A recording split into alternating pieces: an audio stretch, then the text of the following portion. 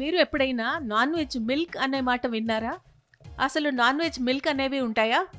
ఆశ్చర్యపోతున్నారా? కానీ non veg పాలు ఉన్నాయి. అసలు నాన్ వెజ్ మిల్క్ అంటే ఏంటి?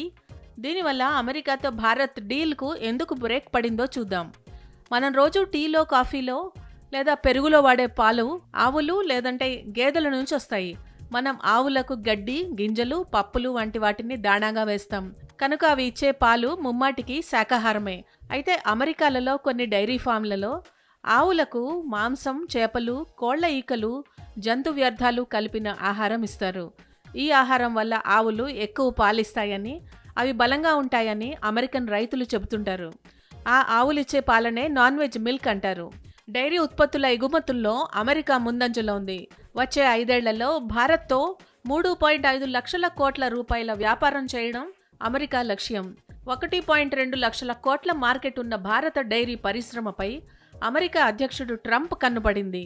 భారత్కు కూడా తమ ఉత్పత్తులు ఎగుమతి చేయగలిగితే అక్కడ మంచి లాభాలు ఉంటాయని ట్రంప్ భావించి మన దేశంతో డీల్ కుదుర్చుకోవాలని భావిస్తున్నారు. అమెరికా నుంచి నాన్ వెజ్ మిల్క్తో పాటు దాంతో చేసిన చీజ్, వెన్న, ఐస్ క్రీం వంటివి భారత్లో అమ్మాలని ప్లాన్ చేశారు. ఈ ఉత్పత్తులపై సుంకాలు తగ్గించాలని, దిగుమతులకు ఆటంకాలు లేకుండా చూడాలని కోరారు. అందుకే నాన్ వెజ్ మిల్క్ను భారత్లో అమ్మడానికి ఒత్తిడి చేస్తున్నారు. అయితే అమెరికా పాల ఉత్పత్తులను భారత్ మార్కెట్లోకి అనుమతిస్తే పాల ధరలు సుమారుగా 15% తగ్గిపోయి పాడి రైతులు సుమారుగా 1.03 లక్షల కోట్ల రూపాయలు నష్టపోవచ్చని అంచనా. దాదాపు 8 కోట్ల మంది ఉపాధి కోల్పోయే ప్రమాదం ఉంది. భారత్లో 30% మంది శాకాహారులేనని, ఇక్కడి జీవన విధానం, సంస్కృతి, ధార్మిక విశ్వాసాలకు భిన్నంగా నాన్ వెజ్ మిల్క్, దాని నుంచి తయారు చేసిన ఉత్పత్తులు కొనే విషయంలో తమకు సమస్యలున్నట్లు భారత్ వివరించింది.